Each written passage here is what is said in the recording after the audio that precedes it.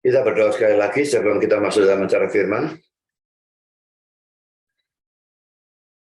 Bapa di surga, terima kasih bahwa dalam kebaktian ini kami kembali mendapatkan kesempatan, kebebasan untuk membaca, mendengar, mempelajari, merenungkan sebagian firman Tuhan. Dan kami akan kembali melanjutkan seri Kitab Yunus yang beberapa waktu yang lalu ditinggalkan karena adanya Natal dan Tahun Baru. Kami sekali lagi mohon supaya Engkau hadir, memimpin, mengarahkan, memberkati acara firman ini, menolong dalam penyampaian maupun penerimaan. Tolong hamba belum menyampaikan, berikan dia kekuatan, jasmani, pikiran, suara, berikan pengurapan, berikan kata-kata, berikan apapun yang dia butuhkan, supaya firman bisa sampaikan dengan baik, dengan benar, dan dengan sejelas-jelasnya. Dan lengkapi bungkus dengan kuasa dan pekerjaan roh-Mu, karena kami sadar, tanpa itu semua akan sia-sia. Dan tolong kami semua dalam pendengar, berikan keterbukaan dalam hati kami, berikan kesegaran, berikan konsentrasi yang baik dari awal sampai akhir, dan berikan terang. Biar semua kami bisa mengerti, dan setelah kami mengerti, tolong bekerja dalam diri kami. Jadikan kami bukan hanya pendengar atau pengerti firman. Jadikan kami pelaku penanggap firman, bahkan kalau boleh pemberita firman. Dan biarlah semua ini berguna untuk kemuliaan nama Tuhan. Setan sekali lagi pasti bekerja, tolong kuatkan kami dalam acara firman, jangan sampai dia bisa mengacaukannya, dan biarlah dengan kekuatan dari Tuhan, semua berjalan dengan baik dari awal sampai akhir. Terima kasih Bapa, dalam nama Yesus kami berdoa. Amin.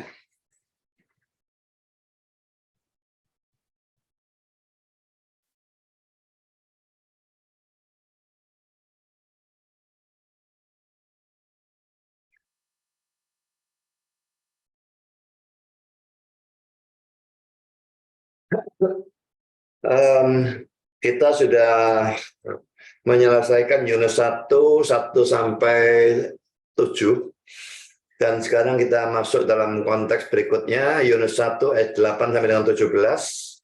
Tapi karena ini panjang, akan saya pecah menjadi 2 session. Ini session yang pertama, dan kita lanjutkan pada minggu depan session yang kedua. Dan yang ini saya berikan tema Yunus dilemparkan ke laut. Kita sudah mempelajari dalam kali-kali yang lalu, dia disuruh pergi ke Niniwe untuk memberitakan firman, tetapi dia tidak mau, dan dia pergi ke tempat lain. Lalu Tuhan membuat badai, dan akhirnya mereka dipaksa untuk melemparkan Yunus ke laut. Saudara, Yunus 1 ayat 8 sampai dengan ayat yang ke-17.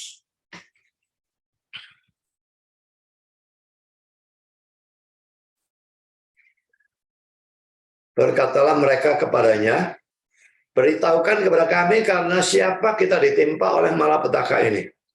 Apa pekerjaanmu dan dari mana engkau datang? Apa negerimu dan dari bangsa manakah engkau? Sautnya kepada mereka, aku seorang Ibrani.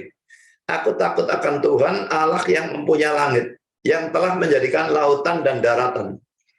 Orang-orang itu menjadi sangat takut lalu berkata kepadanya, apa yang telah kau perbuat? Sebab orang-orang itu mengetahui bahwa ia melarikan diri jauh dari hadapan Tuhan. Hal itu telah diberitahukannya kepada mereka. Bertanyalah mereka, akan kami apakan engkau?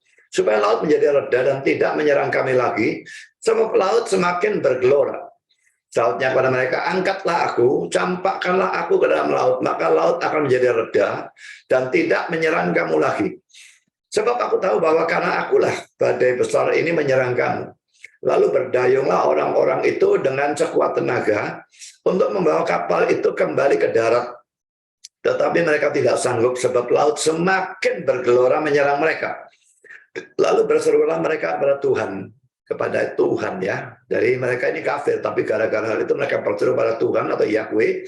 Katanya, ya Tuhan, janganlah kiranya engkau biarkan kami binasa karena nyawa orang ini, dan janganlah engkau tanggungkan kepada kami darah orang yang tidak bersalah. Sebab engkau Tuhan atau Yahweh telah berbuat seperti yang engkau kehendaki. Kemudian mereka mengangkat Yunus lalu mencampakkannya ke dalam laut, dan laut terhenti mengamuk. Orang-orang itu menjadi sangat takut pada Tuhan atau Yahweh, lalu mereka mempersembahkan korban sembelihan bagi Tuhan serta mengikrarkan nazar. Maka atas penentuan Tuhan datanglah seekor ikan besar yang menelan Yunus. Dan Yunus tinggal di dalam perut ikan itu 3 hari 3 malam lamanya. Saudara, pertama-tama kita membahas tentang pengaturan Tuhan sehingga Yunus dilempar ke laut.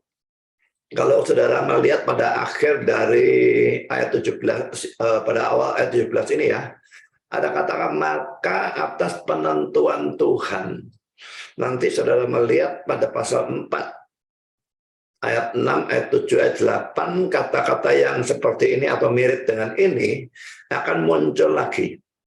Dan ini bisa menunjukkan bagi kita, Yunus ini seorang reform ya. Nah, dia percaya bahwa apapun yang terjadi, itu terjadi karena penentuan Tuhan.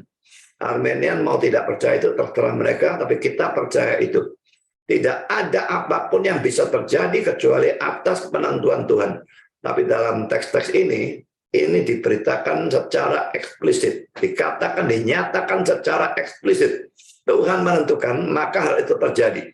Ikan besarnya datang dan sebagainya, itu semua diatur Tuhan. Dan jelas angin ributnya datang. Di atas sudah juga kita lihat dikatakan Tuhan yang menurunkan angin ribut.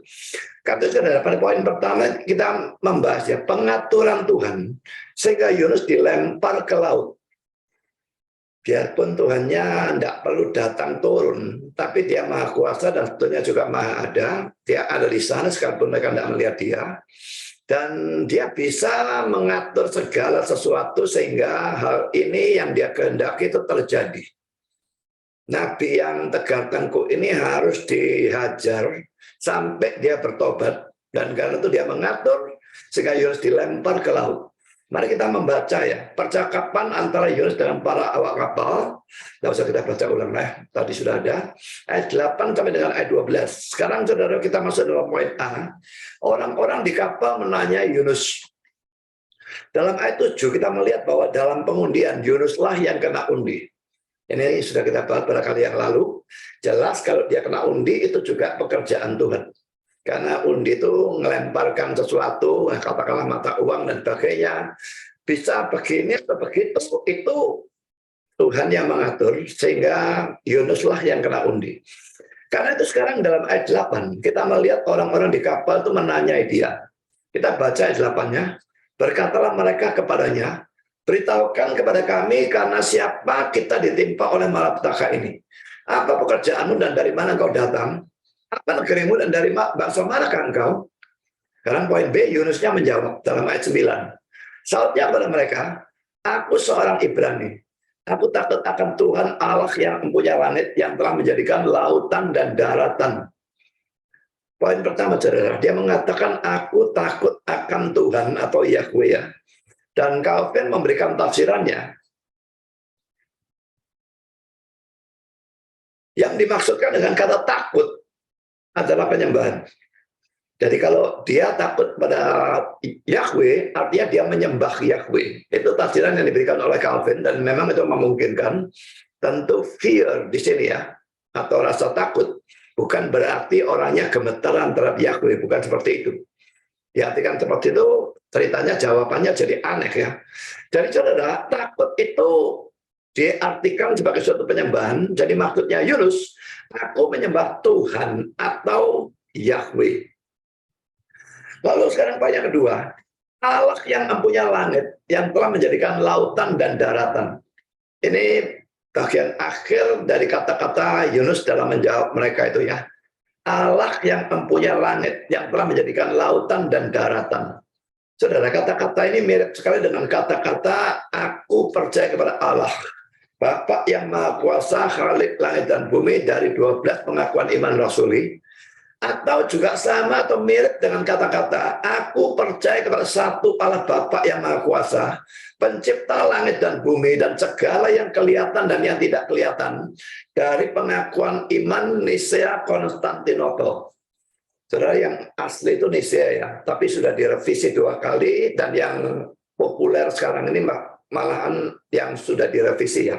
Pengakuan iman Nisea yang asli saya kira jarang atau tidak pernah digunakan. Tapi Nisea Konstantinopel itu yang biasa digunakan. Cuma dalam gereja kita tidak digunakan lagi. Jadi saudara, mirip ya, 12 pengakuan iman rasuli juga tidak kita gunakan. Ada kata-kata aku percaya pada Allah Bapa yang Maha Kuasa, Khalik langit dan bumi. Lalu dalam pengakuan iman Yesus Konstantinopel, aku percaya pada satu Allah Bapa yang Maha Kuasa, pencipta langit dan bumi dan segala yang kelihatan dan yang tidak kelihatan. Perhatikan, bandingkan dengan kata-kata Yunusnya. Allah yang mempunyai langit, yang telah menjadikan lautan dan daratan. Jadi memang ada kemiripan. Sekarang Leslie C. Allen ini mengatakan, hal yang mengherankan adalah bahwa Yunus bisa mengucapkan pengakuan iman seperti itu, tetapi menunjukkan ketidakhormatan pada perintah Allah yang kedaulatannya dinyatakan oleh pengakuan iman itu. Jadi kalau dia percaya Allah itu menciptakan segala sesuatu, berarti Allah itu berdaulat dan segala sesuatu mestinya tergantung pada Allah. Dia punya pengakuan itu, tetapi kehidupannya menunjukkan ketidakhormatan pada perintah Allah. Dia disuruh pergi ke Niniwe, dia tidak mau, dia pergi ke tempat lain. Jadi saudara, jangan asal mengucapkan pengakuan iman, saudara. Kalau dimanapun ada gereja menggunakan pengakuan iman, jangan asal mengucapkan pengakuan iman, tapi hiduplah sesuai dengan pengakuan itu. Tidak ada gunanya gereja-gereja banyak sekali. Katolik juga menggunakan 12 pengakuan iman rasuli. Lalu Protestan juga hampir semua menggunakan. Kita terkecuali ya. Bukannya kita tidak percaya pengakuan-pengakuan itu, tapi kita tidak merasa perlu menggunakannya dalam kebaktian. Dulu alasannya karena saya pikir khotbahnya ini sudah berat. Doanya juga panjang. Ditambahi pengakuan iman lagi, rasanya nanti terlalu memberatkan orang, maka kami hapuskan. Ya, itu asal mulanya mengapa kita tidak menggunakan pengakuan iman di dalam kebaktian gereja kami. Tapi bukan berarti kami tidak percaya. Kami percaya pengakuan iman itu. Tapi saudara, banyak gereja-gereja yang menggunakan, tapi justru mereka tidak hidup sesuai dengan pengakuan itu. Yang saya lihat, saudara, banyak sekali khususnya pada waktu mengucapkan gereja yang kudus dan am. Am itu artinya universal ya. Jadi mereka percaya gereja yang kudus dan universal. Persekutuan orang kudus dan sebagainya dalam 12 pengakuan iman rasuli.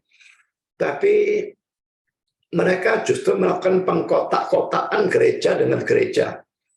Sebetulnya tidak ada masalah kalau misalnya gereja kita ini Protestan. Gereja yang lain itu ada yang karismatik. Protestan pun itu bisa gereja baptis, bisa gereja reform, dan sebagainya. Tidak ada masalah ada denominasi gereja itu. Tentu saya mengecualikan gereja-gereja yang saya anggap sesat. Bagi saya itu bukan gereja. Tapi gereja-gereja yang berbeda-beda, yang tidak termasuk sesat, yang masih termasuk Injil dan Alkitabiah, itu tetap kita akui sebagai satu gereja yang kudus dan am dengan gereja kita. Dan harusnya ada persekutuan orang kudus, kita mau bersekutu dengan mereka kalau memang ada situasi yang menuntut hal itu, misalnya Natal bersama atau gimana, boleh saja. Tapi kalau saya suruh Natalan bersama dengan gereja yang saya anggap sesat, saya tidak mau. Kita bukan satu dengan mereka. Kita bisa. Tapi beda aliran. Kalau mereka tetap Injil dan Alkitabiah, tetap percaya Tritunggal, tetap percaya keilahian dan kemanusiaan Kristus, tetap percaya keselamatan kalau iman saja, dan sebagainya. Hal-hal yang prinsip, yang dasari di dalam ajaran Kristen, maka mereka kita anggap sebagai saudara seiman. Kalau memang mengharuskan tukar mimbar, boleh-boleh saja. Cuma sejak masa pandemi memang tidak pernah ada tukar mimbar karena ya akan sangat menyulitkan. Tapi dulu-dulu masih ada tukar mimbar, kami pakai pengkhotbah luar dan sebagainya. Jadi tidak ada masalah dengan hal itu. Tapi saudara, ada gereja yang mengucapkan pengakuan iman yang sama dengan kita. Dan juga sama-sama mengatakan gereja yang kudus dan am. Tapi rasanya mengkotakkan gerejanya sendiri dibandingkan gereja-gereja yang lain. Tidak pernah mau dia terima pengkhotbah dari gereja lain ke gerejanya dia. bahkan gereja yang dia tidak anggap sebagai sesat. Nah, saudara, apa model seperti ini, saudara? Apa gunanya mengucapkan pengakuan iman, tetapi tidak hidup sesuai dengan pengakuan itu? Ya, mending tidak usah diucapkan sekalian. Tapi yang terbaik, kita mengucapkan pengakuan iman itu, dan kita hidup sesuai dengan pengakuan iman itu. Atau, seperti gereja kita tidak mengucapkan, tapi kita tetap hidup sesuai dengan pengakuan iman itu. Kalau misalnya ada gereja lain yang butuh keuangan, butuh bantuan keuangan, apalagi nanti musim resesi, ada gereja yang resesi dan butuh keuangan, dan gereja itu kita anggap Injil dan Alkitabiah, apakah gereja ini mau membantu? Sudah pasti mau membantu. Bahkan belum ada resesi, saya sudah membuktikan kita membantu Al-Mufu di dalam mendirikan gereja di Papua. Memang belum terwujud karena belum dapat tanah, tapi kami sudah punya komitmen membantu dengan dia. Dia di Papua. Tapi pokoknya dia Injil Alkitabiah, kami mau mendukung. Kami tidak akan sembarangan mendukung gereja. Bahkan kalau suatu gereja hancur lebur, tidak tahu kena gempa bumi, tidak tahu kena kebakaran, kami tidak akan sembarangan mau membantu. Kalau itu gereja sesat, ya lebih bagus lah, berkurang satu gereja sesat. Benar, yang Injil Alkitabiah, kalaupun beda aliran dengan kita mau membantu. Tapi buktikan dulu bahwa gerejamu memang Injil dan Alkitabiah. Karena dalam pandangan saya, saudara, 80% mungkin orang Kristen itu ada di dalam gereja yang tidak karu-karuan. Gereja yang benar itu makin lama makin jarang sekali. Bahkan gereja-gereja yang dianggap Injil dan Alkitabiah, bisa saja pada waktu sudah masuk di dalamnya, ternyata penuh dengan segala macam kekacauan dan kesesatan. Jangan lagi gereja-gereja memang tidak dianggap pakai Injil dan Alkitabiah. Jadi saudara, pengakuan iman bagus-bagus saja. Tetapi kalau tidak dihidupi, tidak dijalani, ini lucu luar biasa. Saya lanjutkan dengan poin yang ketiga. Jawaban Yunus dalam ayat 9 tidak dicatat secara lengkap. Ini terlihat dari ayat 10b. Orang-orang itu mengetahui bahwa ia melarikan diri jauh dari hadapan Tuhan. Hal itu telah diberitahukannya kepada mereka. Memang dalam penceritaan dalam Alkitab, ya tidak tahu, mungkin itu memang tradisi mereka dalam menceritakannya. Sering hal-hal seperti ini terjadi ya. Jadi bagian ini, yang warna biru ini jelas terjadi lebih dulu dari ayat 9 tadi, atau terjadi dalam ayat 9. Ya, tapi baru dituliskan pada ayat 10 bagian akhir. Dia telah memberitahukan bahwa dia melarikan diri jauh dari hadapan Tuhan. Kenapa tadi tidak diceritakan dalam ayat 9? Diceritakan belakangan. Jadi kalau ayat 10-nya ini mau diterjemahkan dalam bahasa Inggris, mestinya digunakan past perfect tense. Karena ini lampau dari lampau, sebelumnya 9 sebetulnya. Dan memang dalam bahasa Ibrani tidak dibedakan ya, antara past tense, simple past tense, atau perfect tense, ataupun past perfect tense, itu tidak dibedakan. Satu kata Ibrani yang sama, bisa atau diterjemahkan dalam past tense, atau perfect tense, atau past perfect tense. Jadi ini bukan sesuatu yang mengherankan, karena memang sering terjadi. Jadi jelas bahwa ia juga memberitahu mereka bahwa dia melarikan diri dari Tuhan. Maksudnya Tuhan memerintahkan dan dia tidak nurut. Tuhan menyuruh ke Niniwe, dia pergi ke tempat lain. Sekarang kita masuk dalam poin C. Orang-orang dalam kapal lalu mengucapkan dua hal kepadanya. Pertama, ayat 10a. Orang-orang itu menjadi sangat takut lalu berkata kepadanya, apa yang telah kau perbuat? Saudara, kata-kata apa yang telah kau perbuat itu bukan suatu pertanyaan ya. Biarpun kebanyakan menerjemahkan dalam bentuk pertanyaan. Kalau sudah melihat terjemahan dari NIV, King James, dan NASB menggunakan pertanyaan. Tetapi RSV tidak. Kelihatannya seharusnya memang kalau secara gramatika diterjemahkan dalam bentuk pertanyaan. Tapi mengapa RSV menerjemahkan dengan tanda seru dan bukannya dengan tanda tanya? Karena biarpun ini suatu pertanyaan, tapi ini sebetulnya merupakan suatu teguran. Ya, jadi kalimat ini ada dalam bentuk pertanyaan, tetapi sebetulnya merupakan suatu teguran atau celaan terjurus. Kamu tetap berbuat apa tuh? Seperti itulah. Ya, bukan tanya, sudah diceritai kok, masa ditanya lagi. Jadi ini suatu teguran. Karena poin A, Pulpit Commentary berkata demikian. Mengapa engkau telah melakukan ini?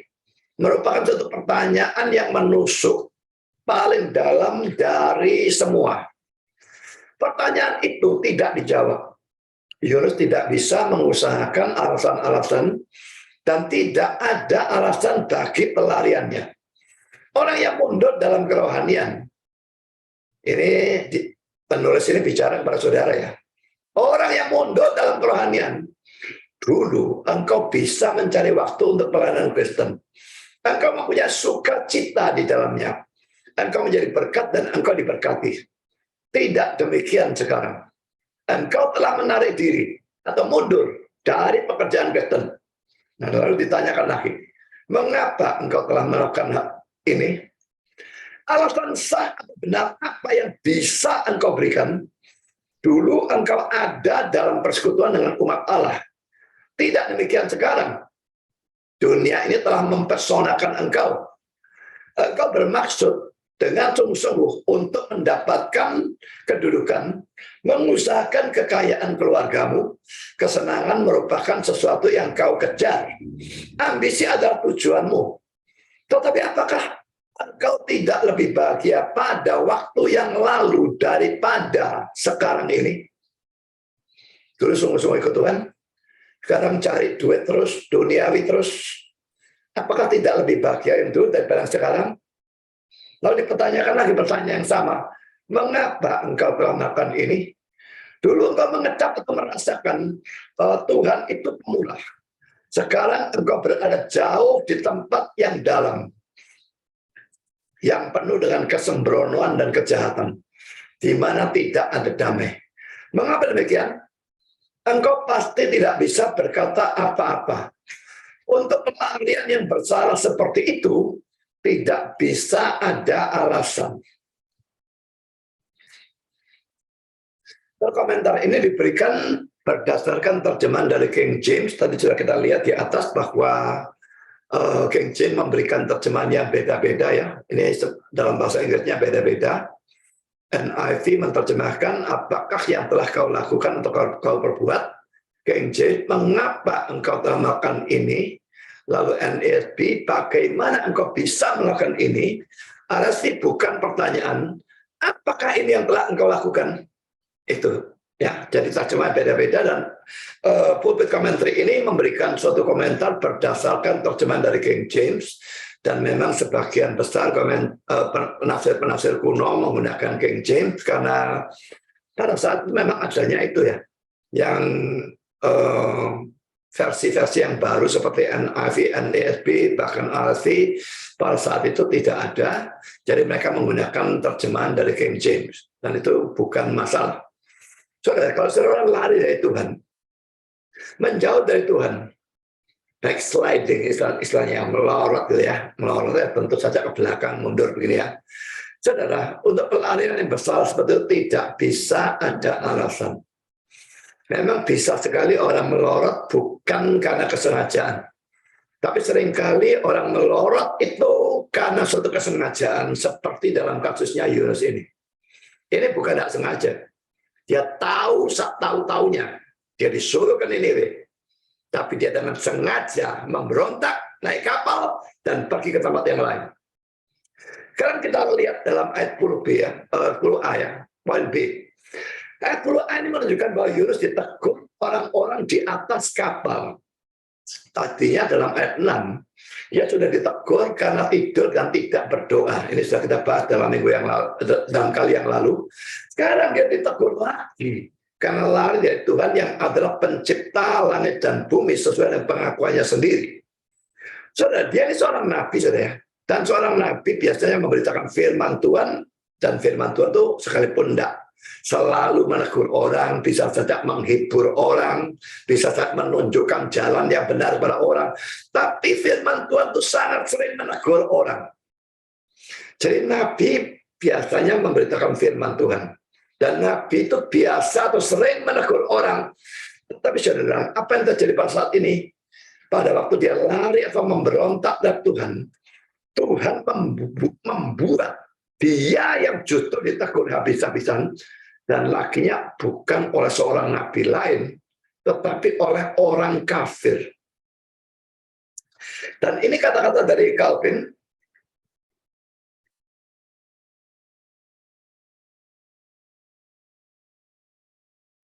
Berkenaan dengan teguran atau celaan yang diberikan oleh para pelaut dan penumpang yang lain kepada Yunus, Tuhan memberikan ini kepadanya sebagai upah yang layak ia dapatkan. Karena Yunus berusaha untuk menghindari Allah. Sekarang ia ditempatkan di hadapan manusia. Di sana ada orang-orang kafir dan bahkan orang-orang barbar atau biadab yang menegur dia karena dosanya, yang menjadi pemeriksa atau pengkritik dan hakim baginya. Dan kita sering melihat hal yang sama terjadi. Jika pada suatu saat hal yang sama terjadi pada diri kita, jika Allah membiarkan kita menjadi sasaran celaan manusia pada waktu kita berusaha menghindari penghakimannya, janganlah kita heran. Tetapi seperti Yunus di sini menjawab dengan tenang dan tidak berteriak dengan jengkel dan tidak menunjukkan kepahitan, maka hendaknya setiap kita dalam roh kelemah lembutan yang benar mengakui dosa-dosa kita sendiri. Pada waktu dosa-dosa itu dituduhkan kepada kita, bahkan sekalipun anak-anak adalah pengecam kita, ataupun orang yang paling hina bangkit menentang kita, hendaknya kita dengan sabar menanggung semua ini, dan hendaknya kita tahu bahwa kritik-kritik ini menimpa kita melalui providensia Allah. Providensia itu pelaksanaan dari rencana Allah. Allah mengatur segala sesuatu. Tadinya dia merencanakan pada kekekalan atau pada minus tak terhingga kalau bahasa saya. Lalu dalam sejarah dia melaksanakan rencana itu. Jadi saudara, kalau misalnya kita lari dari Allah, kita memberontak seperti Yunus itu, lalu terjadi hal seperti Yunus, dia yang biasanya nabi negur orang, sekarang dia ditegur orang bahkan oleh orang kafir. Kalau terjadi seperti itu katanya, Calvin bilang seperti ini, Yunus di sini menjawab dengan tenang, bukannya marah, bukannya menunjukkan kepahitan, maka kita disuruh meniru hal yang seperti itu. Kalau memang kita lari dari Tuhan, lalu memang ada kesalahan, apalagi kesalahan itu menyebabkan kerugian orang-orang lain, dan lalu kita ditegur, saudara, jangan marah, tidak peduli yang negur kafir, tidak peduli yang negur itu anak. Kita harusnya dengan sabar menanggung semua itu. Karena kita hanya menyadari mestinya ya. Ini semua terjadi melalui pekerjaan Allah yang melaksanakan rencananya. Tidak akan bisa ada satu orang pun menegur Yunus. Kalau itu terjadi, berarti Allah melaksanakan rencananya. Dan berarti itu secara tidak langsung menunjukkan teguran itu datang dari Tuhan. Tuhan bisa menegur saudara gunakan orang kafir. Tuhan bisa menegur saudara gunakan anak yang hina. Dalam kasus Bileam, Tuhan bahkan gunakan keledai. Bisa sekali. Tuhan Maha Kuasa, dia bisa gunakan siapa saja. Kalau sudah ditegur marah, sama saja sudah melawan teguran dari Tuhan tersebut. Jadi pikirkan, sudah pada waktu ada teguran, memang tidak selalu teguran itu benar. Kalau teguran itu salah, tentu saja kita berhak membantah. Tapi kalau teguran itu memang benar, saudara berdusta, lalu anak saudara berkata, papa bocok. Nah, kalau memang benar, tidak peduli anak yang bicara, jangan anak kecil nyodot, tabok kamu. Dia pun anak. Kalau benar, kita tunduk. Teguran dia sesuai dengan firman. Kita tunduk pada teguran seorang anak. Berarti kita tunduk kepada firman. Teguran dia sesuai dengan firman, kita lawan. Ini sama dengan kita melawan firman Tuhan dan melawan Tuhan sendiri. Jadi saudara tidak perlu peduli yang negur itu siapa ya. Apakah itu pendeta? Apakah itu majelis? Apakah sesama jemaat? Apakah bahkan anak sekolah minggu? Anak saudara sendiri atau orang kafir? Siapapun. Yang perlu diperhatikan teguran itu benar atau salah. Kalau teguran itu salah, silakan bantah. Tapi kalau teguran benar, maka saudara tidak boleh membantah. Sadari teguran itu sebetulnya datang dari Tuhan. Sesuai dengan firman, tunduklah pada teguran itu. Sekarang sudah kita masuk dalam poin yang kedua. Ayat yang ke-11. Bertanyalah mereka, akan kami apakan engkau supaya laut menjadi reda dan tidak menyerang kami lagi? Sebab laut semakin bergelora. Ini sekarang mereka tanya, kalau ini tanya sungguh-sungguh ya. Sudah tahu dia salah, masih diapakan kamu nih, kamu salah nih. Karena engkau, lautnya bergelora lalu menyerang kami, lalu kami apakan kamu nih? Lalu kita masuk dalam poin D, Yunus menjawab pertanyaan itu dalam ayat 12 ya. Lautnya pada mereka, angkatlah aku, campakkanlah aku ke dalam laut, maka laut akan menjadi reda dan tidak menyerang kamu lagi. Sebab aku tahu bahwa karena akulah badai besar ini menyerang kamu. Saudara, hal yang pertama, saudara, satu hal yang bagus dari Yunus adalah bahwa dia tahu dan mengakui bahwa badai itu merupakan ajaran Tuhan kepadanya. Jadi orang-orang satu kapal semua menderita gara-gara dia itu dia akui dengan berterang. Dia tidak dusta, tidak apa. Dia tidak berusaha membenarkan diri sendiri. Yang salah itu Tuhan. Nah itu bahasa kafir kalau tidak sana. Aku tidak bisa, kenapa sudah ini bahasa kafir. Bisa saja kalau dia mau berusaha membenarkan dirinya sendiri, tapi itu tidak dia lakukan di sini. Dia mengakui bahwa badai itu merupakan ajaran Tuhan kepadanya. Saudara, seringkali kita dihajar oleh Tuhan karena suatu dosa tertentu, tetapi kita tidak mempunyai kejujuran atau ketulusan seperti Yunus. Sehingga kita tetap berkeras bahwa penderitaan itu bukanlah karena dosa kita, tetapi merupakan suatu serangan setan atau ujian Tuhan dan sebagainya dan sebagainya.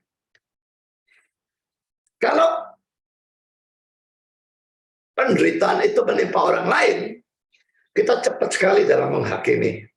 Sebetulnya harus membedakan apakah itu ujian Tuhan atau serangan setan. Itu tidak gampang ya. Tapi kalau orang lain, kita cepat sekali ngomong, oh, itu ajaran Tuhan. Jadi menunjukkan orang itu dosa. Tapi menimpa kita, wah, aku diserang setan. Berarti kita tidak salah. Setannya yang kurang ajar. Saudara, ini standar ganda seperti ini seringkali kita gunakan secara tidak fair. Untuk orang lain kita keras sekali hakimi dia dan katakan itu ajaran berarti dia dosa. Tapi kalau untuk kita itu serangan setan berarti kita tidak salah. Satu cerita pernah saya baca.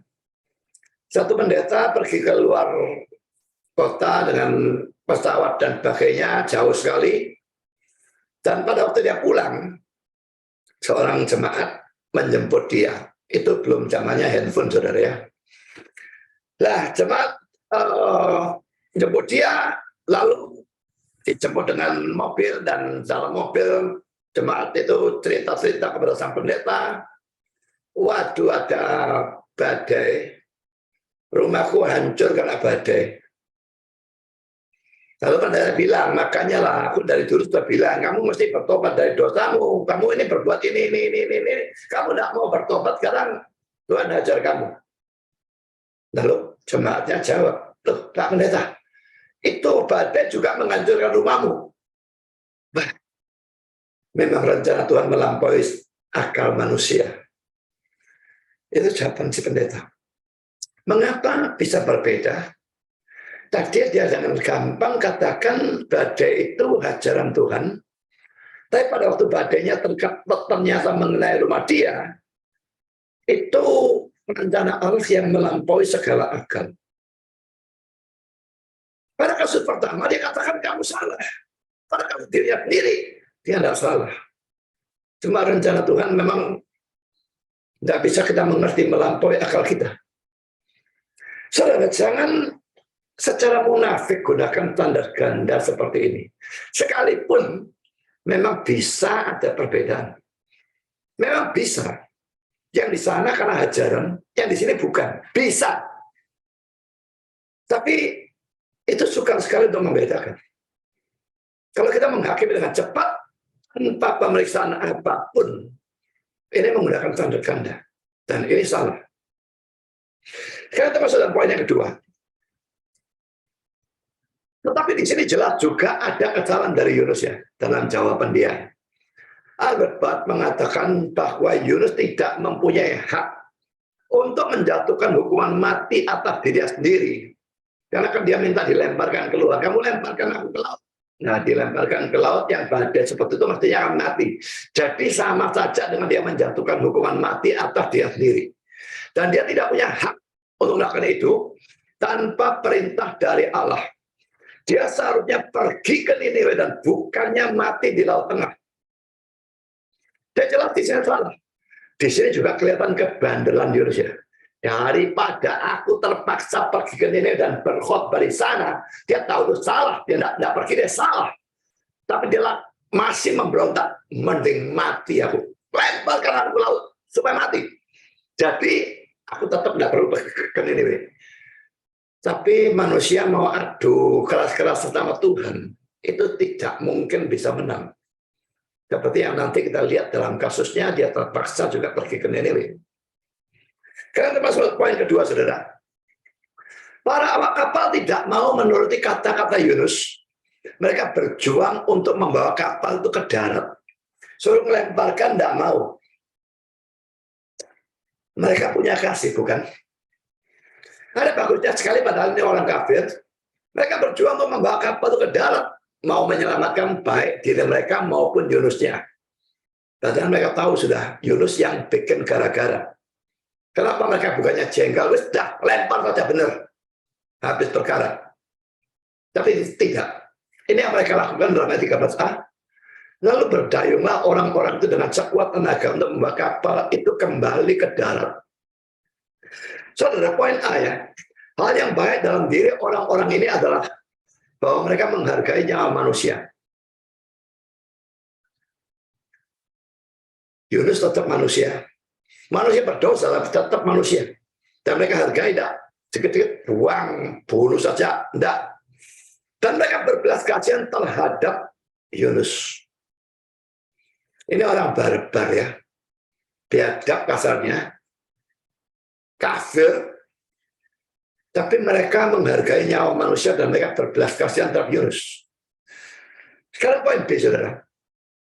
Kebaikan orang kafir ini dalam kapal ini juga merupakan suatu teguran bagi Yunus. Tadinya gimana sih ceritanya? Tadinya Tuhan perintahkan Yunus pergi ke Niniwe kepada orang-orang kafir itu untuk memberitakan firman Tuhan, untuk menyelamatkan mereka. Dia tidak mau. Kafir itu musuh Israel, lebih baik dihancur, leburkan, lebih baik mati mereka semua. Tapi sekarang, orang kafirnya menunjukkan sikap yang jauh lebih kasih daripada sikap Yunus kepada mereka. Orang-orang kafirnya tidak mau melemparkan dia ke laut. Berusaha sekuat tenaga membawa kapal itu kembali ke darat. Jadi kontras ya. Dilihat dari sudut ini, baik yang mana sikapnya Yunus kepada Niniwe, yang mending Niniwe ya binasa semua dan masuk neraka semua, dan sikap orang-orang kafir yang sekalipun tahu gara-gara Yunus mereka terkena badai, mereka tetap berjuang menyelamatkan baik diri mereka maupun Yunusnya. Bagaimana kafir lebih baik daripada orang yang percaya, bahkan seorang nabi? Itu lagi-lagi sesuatu yang mestinya memalukan dia. Saudara, Daily Bible Commentary ini mengatakan hal ini. Kebaikan dan peri kemanusiaan yang murni dari para pelaut kafir ini yang ditunjukkan dengan tidak menyalahkan Yunus karena mendatangkan problem seperti itu pada mereka, dan dengan berusaha sekuat tenaga untuk menyelamatkan hidupnya, merupakan kecaman yang tidak bersuara terhadap ketidakmauan Yunus untuk membawa firman Tuhan kepada orang-orang Niniwe yang kafir. Yunusnya tidak mau menyelamatkan Niniwe, tapi orang-orang kafir ini mau menyelamatkan Yunusnya. Saudara, kalau saya tidak mau menginjili orang-orang kafir, saya tidak mau menyelamatkan orang kafir. Suatu kali saudara punya penderitaan dan orang kafirnya nolong saudara, maka itu sepertinya suatu tamparan bagi saudara yang menunjukkan kesalahan saudara dan seharusnya membuat saudara malu. Mengapa aku tidak mau selamatkan mereka? Padahal mereka mau bantu aku dan selamatkan aku. Kan saudara, poin sih, tetapi bagaimanapun juga, ini merupakan belas kasihan atau tindakan menolong yang salah. Karena di sini, orang-orang kafir ini kasihan dan melindungi orang yang sedang dihajar oleh Tuhan. Saudara, menolong orang yang dihukum atau diajar Tuhan bukan hanya salah ya, tetapi bahkan bisa menyebabkan hajaran itu menimpa kita. Ada satu anak Tuhan yang salah, Tuhan hajar seperti Yunus ini. Lalu mereka nggak mau tolong. Lah ya, badainya dibuat tambah keras dan itu menimpa mereka. Jadi bukan cuma salah, tetapi itu membuat hajaran itu menimpa kita. Aku hajar ini kok kamu mau bantu? Kalau ada ada orang tua ya, sepasang orang tua punya beberapa anak. Satu anak nakal dihajar. Lalu anak yang satunya nolongi, kasih cepon di pantatnya supaya tidak sakit. Ya dihajar sekali mestinya. Jadi tindakan menolong yang salah itu bukan saja salah tindakannya, tetapi juga membuat hajaran itu bisa menimpa mereka. Hati-hati menolong orang yang sedang dihukum atau dihajar Tuhan. Cuma saudara, ini cuma prinsip ya. Ini merupakan prinsip yang dalam faktanya sangat sukar dipraktekkan. Karena sangat sukar bagi kita untuk tahu bahwa seseorang itu memang dihukum atau diajar oleh Tuhan. Dari mana kita tahu orang itu menderita karena ajaran Tuhan atau karena serangan setan? Sukar untuk tahu. Tapi sebetulnya kalau dia bukan anak Tuhan, maka itu bukan ajaran Tuhan. Ajaran ditujukan pada anaknya. Kalau orang kafir, bisa hukuman Tuhan, bisa serangan setan, bisa juga. Tapi bukan ajaran. Tapi yang jelas saudara, jangan sembarangan menghakimi dalam persoalan seperti ini. Kalau memang bisa tahu, lah bisa diterapkan prinsip ini. Kita tahu seseorang diajar Tuhan, ya sudah, jangan dibantu. Kalau dibantu kan ajarannya tidak efektif nanti. Seandainya orang-orang berhasil menolong Yunus, maka Yunus tidak dibuang ke laut, tidak ditelan ikan, dia tetap tidak akan pergi ke Niniwe. Tapi di sini tidak mungkin mereka mau melawan Tuhan. Bagaimanapun tindakan mereka sebetulnya salah di sini. Saya berikan contoh yang lain ya. Contoh lain dari belas kasihan, tindakan menolong atau kebaikan dalam tanda petik. Seringkali disebut kebaikan, padahal bukan baik. Ya, belas kasihan, tindakan menolong, kebaikan, tapi semua itu salah. Saya berikan contohnya. Tindakan tidak menghukum anak yang salah. Saya pernah baca buku tentang pendidikan anak, bukan membaca, saya menerjemahkan, tapi menerjemahkan otomatis membaca ya. Dan di situ dikatakan bagaimana atau kapan ya, sebetulnya kapan kita harus mendisiplin anak. Memang bukan semua kesalahan harus didisiplin, dihajar maksudnya ya. Kalau anak itu berbuat kesalahan yang tidak dia sengaja, nggak peduli kesalahan itu merugikan besar, katakanlah dia tidak sengaja nyenggol sebuah vas gitu ya, yang bagus dan mahal pecah, tapi memang betul-betul tidak sengaja, maka itu tidak boleh dihajar. Tapi kalau dia sudah mendekati fase dan dikatakan, jangan pegang, dan yang ngerti sudah cukup besar untuk mengerti kata-kata itu, dia tetap dekat, jangan pegang, tetap dekat, dan biar. Itu tindakan pemberontakan yang disengaja, dan itu harus dihajar. Harus didisiplin, tidak bisa tidak. Jangan menghajar anak pada waktu saudara murtad, sudah tidak bisa menguasai diri, warak wajar. Ini yang salah saudara-saudara yang tidak bisa menguasai diri, saudara. Menghajar itu kita tetap bisa menguasai diri. Tapi kita tahu dalam saat seperti ini, anak ini harus dihajar. Hajar. Bukan dengan kemarahan, tapi dengan kasih sebetulnya. Hajar harus menyakitkan, tapi tidak boleh mencederai. Jadi ini contoh pertama yang dalam tanda petik kebaikannya, belas kasihan, yang salah. Yang kedua, menolong teman dalam ulangan. Jadi contek-contekan, siapapun yang masih pelajar atau mahasiswa dan sebagainya, nggak tahu ya, zaman sekarang ini masih bisa nyontek apa enggak ya. Kalau kelas itu semua dipasang di CCTV, apalagi 4 jurusan pasang di CCTV, sudah tidak ada kemungkinan nyontek sebetulnya. Ya, saya tidak ngerti, saya sudah lama tidak sekolah, saya tidak tahu sekolah zaman sekarang bagaimana. Tapi saudara, zaman saya sekolah, kuliah, nolong teman dalam ulangan, dalam ujian dan sebagainya, biasa, contek-contekan. Atau waktu fakultas ya, menolong mengabsenkan teman yang bolos kuliah. Ini sudah terbiasa, saudara. Karena kalau bolosnya kebanyakan, tidak boleh ikut ujian ya. Jadi bolos, tetap absen ya. Ditandatangani seakan-akan dia hadir, padahal dia tidak hadir. Pada waktu saya belum Kristen, saya juga melakukan hal itu. Saya mengabsenkan dan saya diabsenkan. Saya pada waktu saya sudah Kristen, saya tahu itu tidak boleh.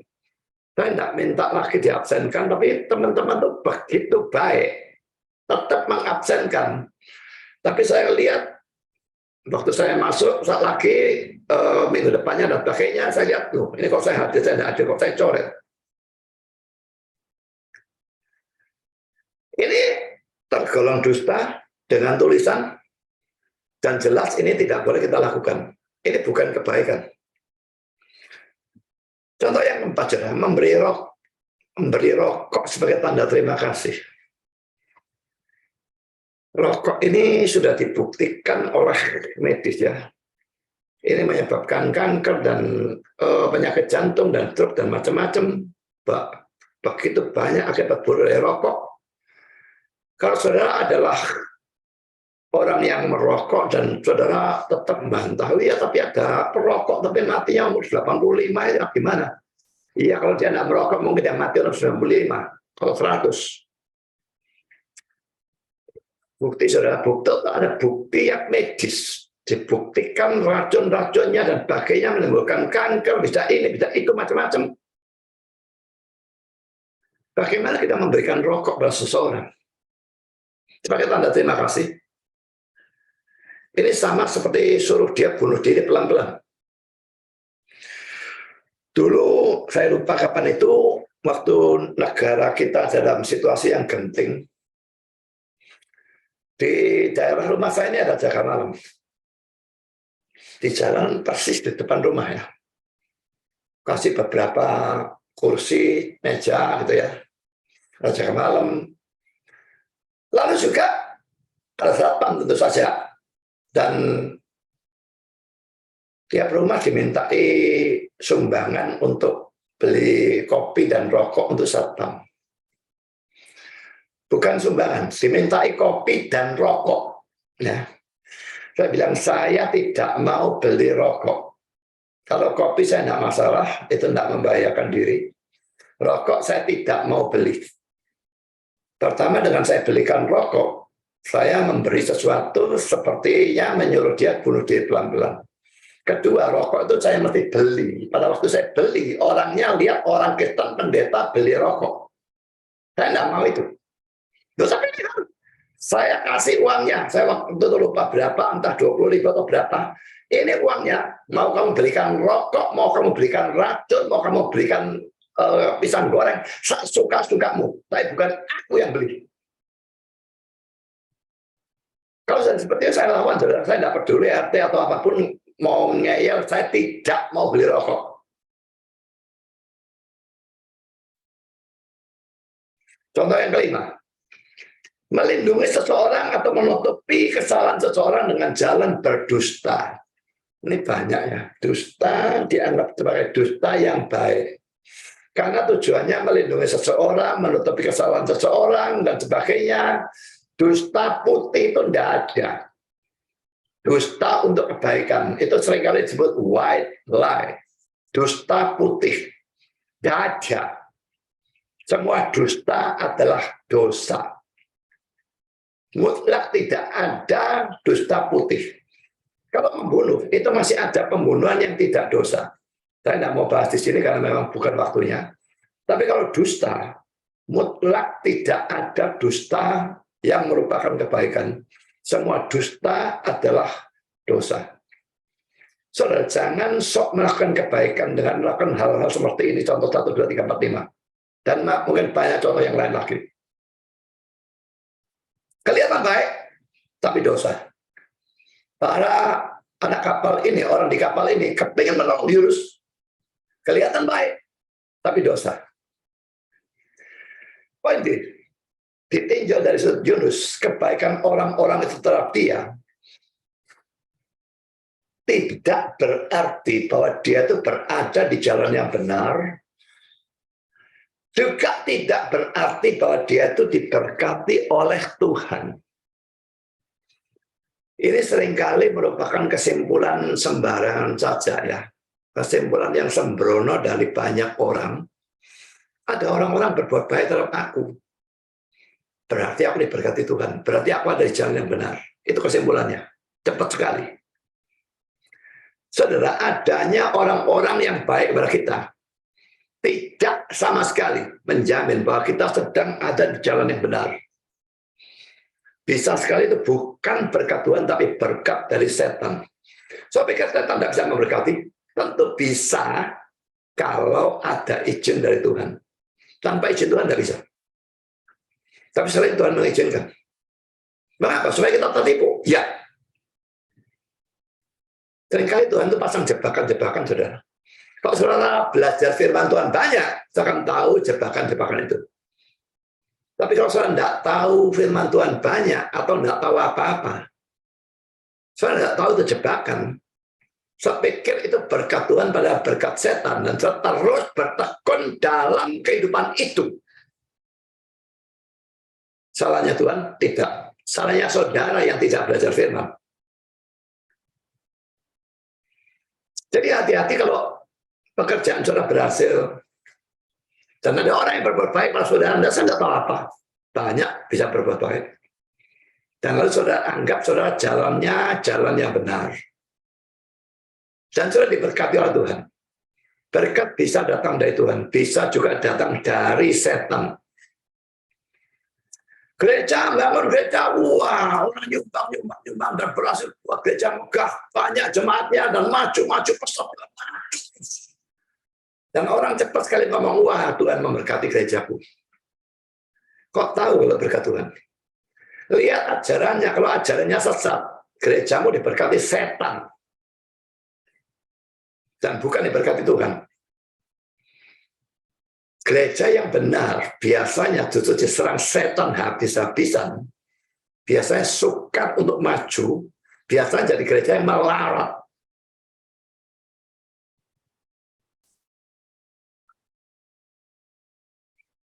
Lalu mengapa gereja itu dari diserang setan? Karena gereja itu sesuai kesenangannya setan, maka setan tidak merasa perlu menyerang. malah dia berkati. Sangat bisa. Karena poin yang ketiga, Tuhan memaksa mereka untuk melempar Yunus ke laut dalam ayat 13b sampai dengan ayat 15. Kita bahas satu persatu. Poin A, ayat 13b, tetapi mereka tidak sanggup. Ya, mereka berusaha berjuang mati-matian bawa ke darat, mereka tidak bisa. Sebab laut semakin bergelora menyerang mereka. Ini mereka melawan Tuhan tanpa mereka sadari. Tuhan buat airnya lebih bergelora, makin mereka tidak bisa dayung, saudara. Karena ini komentar dari Calvin ya.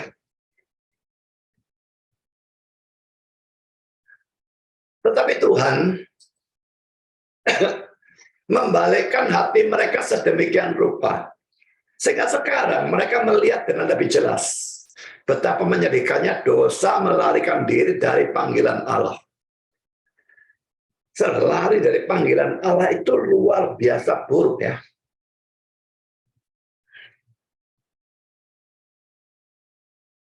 Orang seringkali anggap enteng melarikan diri dari panggilan Tuhan.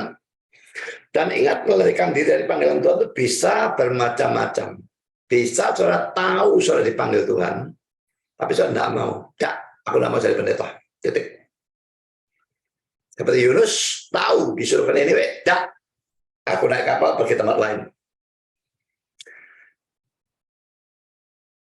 Bisa sekali seperti itu, tapi bisa juga saudara sudah dipanggil Tuhan, sudah menuruti jadi pendeta, tapi sekarang kerjanya bukan memuliakan Tuhan, tapi memuliakan dirinya sendiri.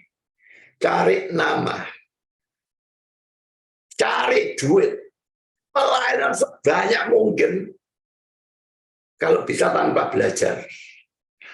Apakah ini menuruti panggilan Tuhan? Ini lari dari panggilan Tuhan juga. Jangan main-main dengan hal-hal semacam demikian. Tuhan memanggil kita menjadi hambanya. Bukan hanya kita nurut kalau kita jadi pendeta. Tapi harus jadi pendeta yang sebaik mungkin.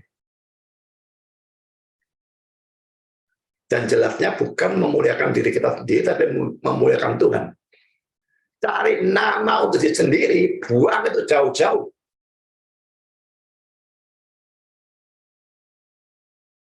Sangat banyak pendeta cari nama. Dan itu bisa kelihatan betul ya. Ya tentu dia tidak akan ngomong. Dia akan ngomong semua untuk kemuliaan Tuhan. Belum tentu. Pelayanan banyak. Bisa untuk kemuliaan Tuhan. Bisa untuk cari duit. Setiap pelayanan dapat amplop. Apakah itu menuruti panggilan Tuhan? Menuruti sebentar lalu menyimpang. Itu bukan menurut panggilan Tuhan. Itu sama dengan Yunus, saudara. Jangan main-main. Perhatikan kata-kata ini ya. Betapa menyedihkannya dosa melarikan diri dari panggilan Allah. Saya lanjutkan, dan tidak memberikan ketaatan seperti yang kita amati sebelumnya pada perintahnya. Banyak orang beranggapan bahwa ini merupakan pelanggaran yang ringan. Dan mereka siap menuruti hatinya untuk hidup di dalamnya. Tetapi manusia tidak bisa menimbang dosa. Timbangan itu bersifat menipu. Pada waktu manusia menilai dosa-dosa mereka, menurut penghakiman mereka sendiri. Nanti saya berikan contoh ya. Manusia nimbang dosa ringan, dosa berat itu seringkali ngawur, tidak karu-karuannya. Nanti saja. Biarlah kita belajar untuk memberikan kepada Allah kehormatannya sendiri. Bahwa hanya Ia sendiri yang adalah hakim, dan Allah jauh di atas kita, dan hanya Ia sendiri bisa menentukan betapa menyedihkan atau betapa ringan suatu dosa itu. Saya lanjutkan dengan komentar Calvin. Maka di sini Tuhan hendak menunjukkan bahwa ketidaksenangannya tidak bisa diredakan oleh hal lain, kecuali dengan menenggelamkan Yunus di dalam laut.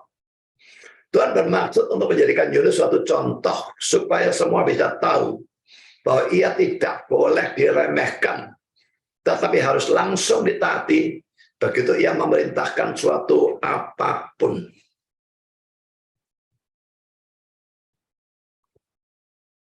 Pada waktu saya dipanggil Tuhan, saya juga pernah cerita, saya bergumul 7 bulan.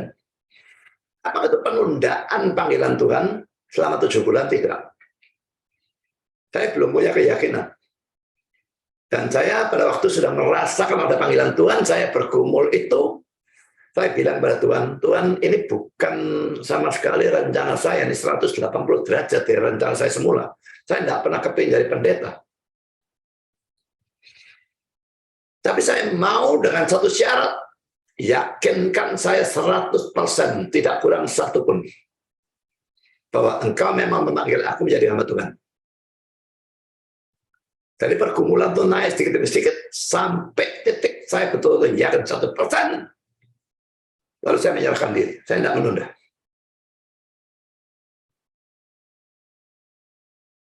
Sekalipun dengan berat hati terus terang, karena saya tidak kepingin jadi pendeta. Saya paling takut berdiri di muka umum dan sebagainya. Bukan orang yang pede seperti itu. Bagaimana mau jadi hamba Tuhan? Tapi saudara, kalau Tuhan panggil, dia akan ajar kita demikian rupa sedikit demi sedikit sehingga akhirnya mampu. Dan diberikan karunia-karunia yang membuat saya bisa melakukan tugas itu. Sekarang kembali pada hal yang tadi ya, yang saya katakan akan saya berikan contoh. Manusia memang sering kacau, salah ngawur total bahkan ya, dalam memandang berat ringannya suatu dosa. Saya berikan contoh yang mungkin sudah pernah saya berikan. Kalau saudara melihat seseorang mencuri, dan seseorang lain membolos dari kebaktian, atau dia bekerja pada hari Sabat, yang mana yang saudara anggap lebih jauh, atau lebih jahat, atau lebih memalukan? Katakanlah saudara punya 2 orang anak, yang satu jadi maling, lalu ditangkap polisi. Yang satu bolos kebaktian, atau dia bekerja pada hari Sabat. Yang mana yang lebih memalukan saudara dari 2 anak itu? Saya kok yakin ya, bahwa hampir semua orang di dunia ini akan menganggap bahwa yang mencuri itulah yang dosanya lebih berat atau lebih memalukan. Tapi perhatikan ya, kitab suci atau perjanjian lama tidak menjatuhkan hukum mati pada pencuri. Melainkan hanya hukuman denda, sudah kita baca dalam Keluaran 22 ayat 1. Sedangkan pelanggar peraturan Sabat, kitab suci atau PL menjatuhkan hukuman mati. Ayatnya saya berikan di sini, saya bisa baca sendiri. Karena itu jelaslah bahwa kitab suci atau Tuhan menganggap bahwa pelanggaran peraturan Sabat merupakan suatu dosa yang lebih besar daripada mencuri. Kalau jangan meremehkan pelanggaran terhadap hukum ini. Dan banyaklah belajar firman Tuhan supaya saudara bisa mengetahui berat ringannya suatu dosa dalam pandangan Tuhan. Jadi menilainya itu dari Alkitab. Hukum yang mana yang lebih berat, mana lebih ringan. Mungkin urut-urutan dari 10 hukum itu bisa menentukan juga. Dosa mencuri itu hukum ke-8, saudara. Tapi hukum Sabat, hukum yang keempat. Maka ini lebih penting. Hukum pertama lebih berat lagi, itu tentang Allah lain. Hukum kedua tentang berhala.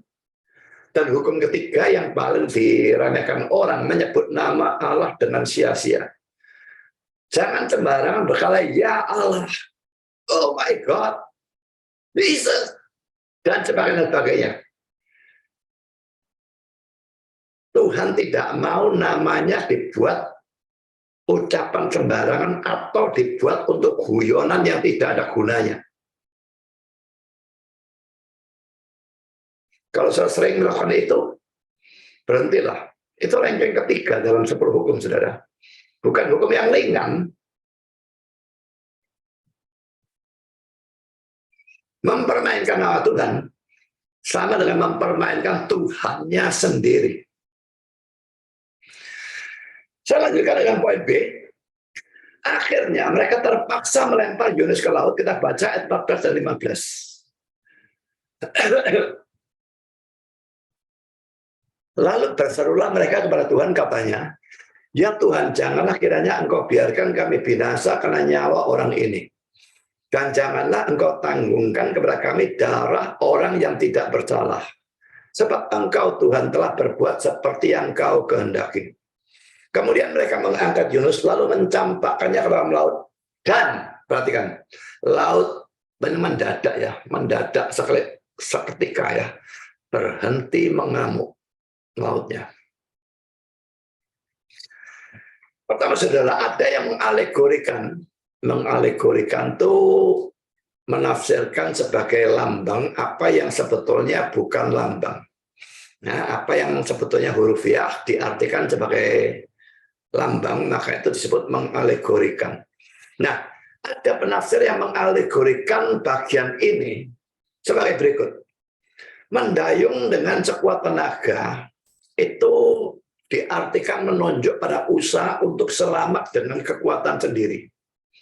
Sedangkan melemparkan Yunus ke laut merupakan penunjukan penggunaan korban atau substitute seperti Kristus. Kristus pengganti kita kan. Substitute itu pengganti. Kita yang mestinya menderita, mati, dihukum di neraka, Kristus mengalami penderitaan dan kematian di salib. Dan keterpisahan dari Allah yang menunjukkan dia mengalami neraka di atas kayu salib. Dia menggantikan kita. Dan karena itu waktu kita percaya kepada dia, kita tidak lagi bisa dihukum. Karena semua hukuman dosa kita, dia gantikan untuk memikul. Jadi saudara, tafsiran ini nginjil sebetulnya ya. Tapi ini penginjilan yang menggunakan penafsiran yang salah. Orang yang mengeluarkan tafsiran ini memang kreatif, saudara ya. Tapi jelas salah. Kenapa? Karena yang dibicarakan ini adalah cerita sejarah. Historical narrative. Dan cerita sejarah tidak pernah boleh diartikan sebagai lambang atau dialegorikan. Semuanya mesti dihurufiahkan kalau cerita sejarah. Bisa merupakan tipe, tapi itu lain lagi. Tapi kalau dilambangkan, dialegorikan seperti ini, sudah pasti tidak boleh. Tidak peduli hasilnya suatu penginjilan, jangan gunakan penafsiran yang salah. Sekarang kita lanjutkan, saudara. Poin kedua, kata-kata darah orang yang tidak bersalah dalam ayat 14 mungkin menunjukkan bahwa mereka itu takut kalau tindakan mereka melemparkan Yunus ke laut itu merupakan tindakan yang salah.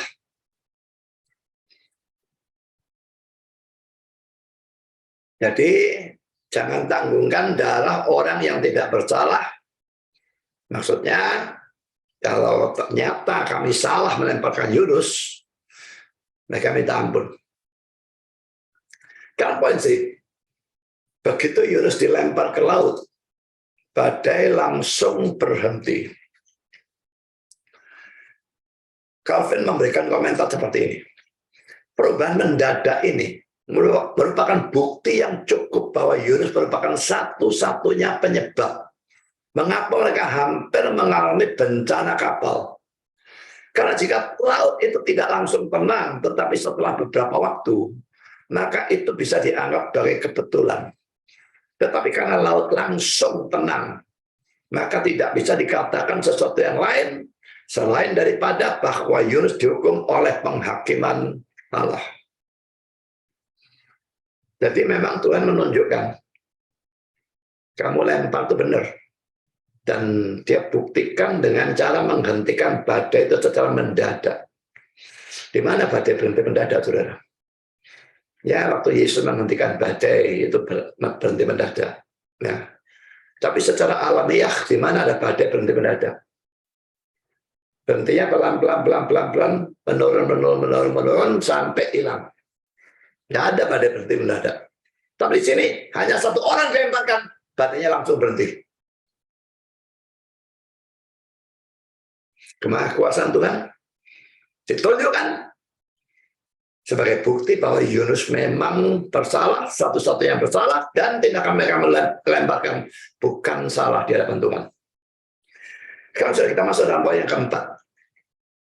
Akibat dari semua ini, Orang-orang di kapal itu menjadi sangat takut kepada Tuhan atau Yahweh. Karena kata Tuhan huruf besar, semua dalam huruf besar atau capital letters ya. Kalau dalam perjanjian lama, dalam PP tidak ada tuh. Hanya dalam PL.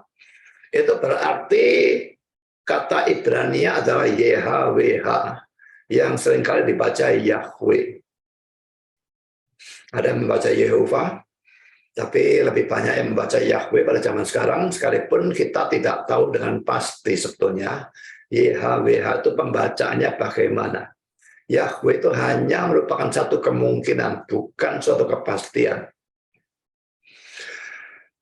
Lalu mereka mempersembahkan korban sembelian kepada Yahweh itu. Kita baca 16, orang-orang itu menjadi sangat takut pada Tuhan. Lalu mempersembahkan korban sembelian bagi Tuhan, serta mengikrarkan nazar. Nah sekarang saudara, apakah ini berarti orang-orang itu betul-betul bertobat dan menjadi orang beriman selamanya sampai mereka mati dan mereka selamat masuk surga? Ini tafsiran dari Calvin, saudara ya.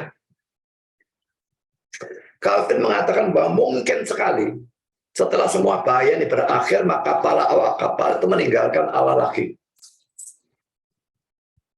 Ini kata-kata Calvin. Adalah mungkin bahwa segera sesudahnya mereka kembali pada sikap acuh tak acuh yang semula. Setelah dibebaskan dari bahaya, mereka mungkin meremehkan Allah dan memandang semua agama dengan sikap jijik. Dan demikianlah yang biasanya terjadi dengan orang jahat yang tidak pernah mentaati Allah kecuali mereka didesak. Harus diakui bahwa apa yang Calvin katakan ini sering terjadi. Orang jahat, tidak agama apapun, tidak percaya Kristus, tidak peduli waktu diinjili, tahu-tahu mengalami penyakit. Ya, katakanlah kena COVID, tidak bisa bernapas.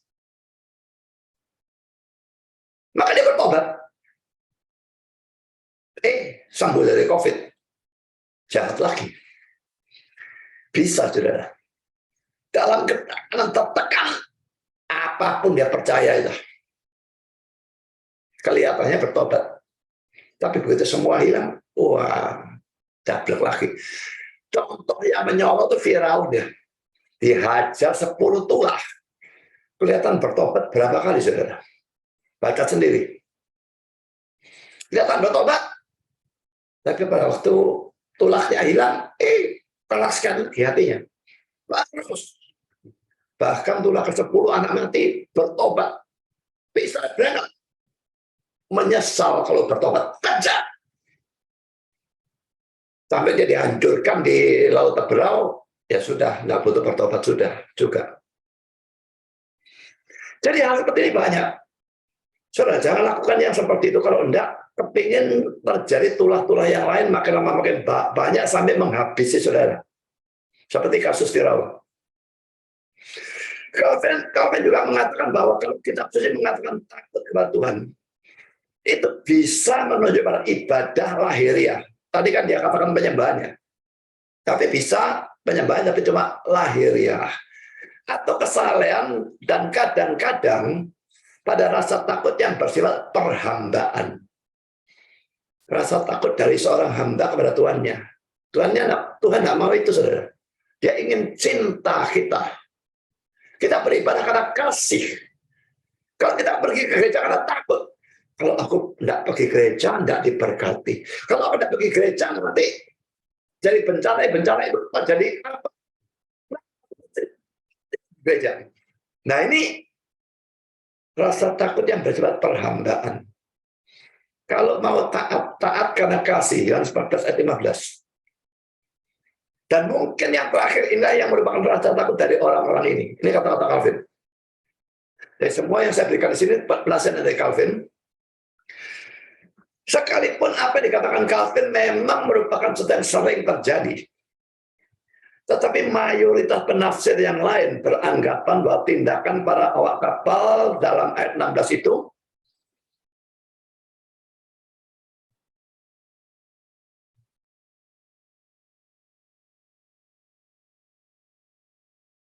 merupakan pertobatan yang sejati. Sebagai contoh, perhatikan komentar dari Albert Barnes di bawah ini.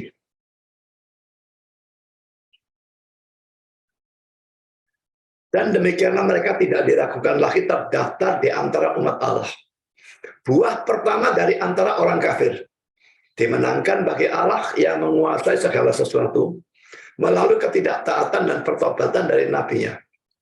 Mungkin mereka adalah pengkhotbah-pengkhotbah pertama di antara orang-orang kafir. Dan cerita mereka tentang penyelamatan mereka yang luar biasa mempersiapkan jalan untuk misi Yunus ke Niniwe. Kok mereka bisa jadi pengkhotbah pertama bagaimana? Karena kan badainya tenang, mereka sudah bisa jalan, mereka pergi ke mana, lalu bisa saja beritanya sampai ke Niniwe. Entah tujuan mereka kemanapun, tapi beritanya akhirnya sampai ke Niniwe, sementara Yunusnya akan ditelan ikan 3 hari. Dia belum bisa khotbah.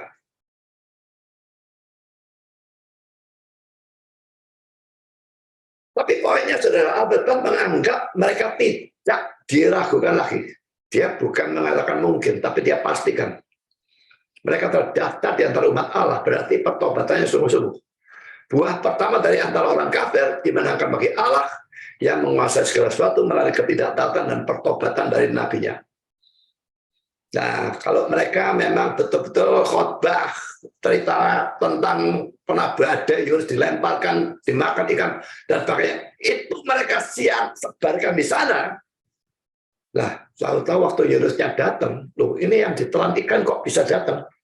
Itu sudah sesuatu yang mengagetkan mereka. Bagaimana mereka bisa tidak percaya pada berita dari Nabi yang seperti itu? Yang sudah banyak saksi mengatakan, badai, lempar ke laut, tenang, lawan ikan. Sekarang tahu orangnya muncul khotbah. Bagaimana mereka bisa percaya? Akhirnya mereka bertobat. Jadi ini bisa sekali komentar dari Albert Barnes benar. Dan memang ini suatu yang Allah lakukan untuk mempersiapkan orang-orang Niniwe menerima pemberitaan firman dari Yunus. Jadi di sini Albert Barnes dan banyak penafsir tidak setuju dengan Calvin yang mengatakan pertobatan dari orang-orang di kapal itu pertobatan yang semu atau sementara. Bahkan Calvin saya kira juga mengatakan pertobatan orang-orang Niniwe juga semu. Kita tidak bisa tahu dengan pasti memang. Tapi saya kok lebih memilih tafsiran dari Albert Barnes dalam bagian ini. Tuhan mengizinkan Yunus berdosa atau memberontak. Salah satu tujuannya adalah untuk mempertobatkan orang-orang di kapal ini. Bahkan juga pertobatan dari Niniwe. Karena orang-orang di kapal ini nanti menjadi pengkhotbah pertama untuk mempersiapkan orang-orang Niniwe menerima firman dari Yunus. Mungkin pertobatan Niniwe tidak akan terjadi kalau tidak ada pemberontakan Yunus, badai, pelemparan Yunus ke laut, penelanan ikan terhadap Yunus 3 hari, dan sebagainya, seperti yang dikatakan oleh Albert Barnes di atas. Saya melihat lagi-lagi ya, kelihatannya ini hal-hal yang buruk ya. Yunusnya berdosa atau memberontak itu kan buruk. Lalu kena badai seluruh kapal, lalu akhirnya dibuang ke laut, ditelan ikan. Tapi hasil akhirnya apa? Pertobatan orang-orang di kapal, bahkan pertobatan seluruh Niniwe. Hal-hal buruk itu menimbulkan hal-hal baik. Memang Roma 8 ayat 28 berlaku untuk orang-orang percaya. Tapi jelas juga menurut saya berlaku untuk orang-orang pilihan yang belum percaya. Dan kalau orang-orang di kapal itu bertobat sungguh-sungguh, maka mereka orang pilihan. Kalau orang Niniwe bertobat sungguh-sungguh, mereka orang pilihan. Masih kafir waktu itu, tapi orang-orang pilihan. Tetap Tuhan bekerja untuk kebaikan orang-orang pilihan. Saudara, kalau saudara adalah orang yang sudah percaya, apalagi ada hal-hal buruk yang terjadi. Saya tidak tahu hal buruk itu banyak sekali ya. Pikirkan sendiri apa yang sedang terjadi. Dan yang menyakitkan hati saudara, membuat saudara jengkel, membuat saudara sumpah, dan macam-macam hal yang lain. Maka pikirkan Roma 8 ayat 28. Tidak akan Tuhan memberi hal buruk yang betul-betul buruk. Dia memberikan hal buruk yang betul-betul buruk hanya kepada orang yang non-pilihan dan orang yang tidak percaya. Orang tidak percaya adalah orang pilihan saja. Dia akan memberikan hal buruk yang membawa kebaikan. Apalagi orang yang sudah betul-betul percaya. Hal buruk apapun tidak menyenangkan bagaimanapun pada waktu saudara mengalami. Menyakitkan, membuat sumpah, membuat jengkel, membuat baik. Saya tidak tahu apa saja. Kalau saudara orang percaya yang sungguh-sungguh, pasti semua itu akan Tuhan kerjakan untuk kebaikan saudara.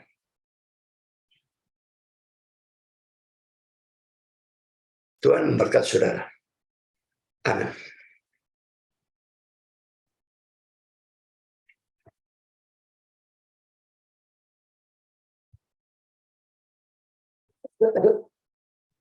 Mari kita berdoa.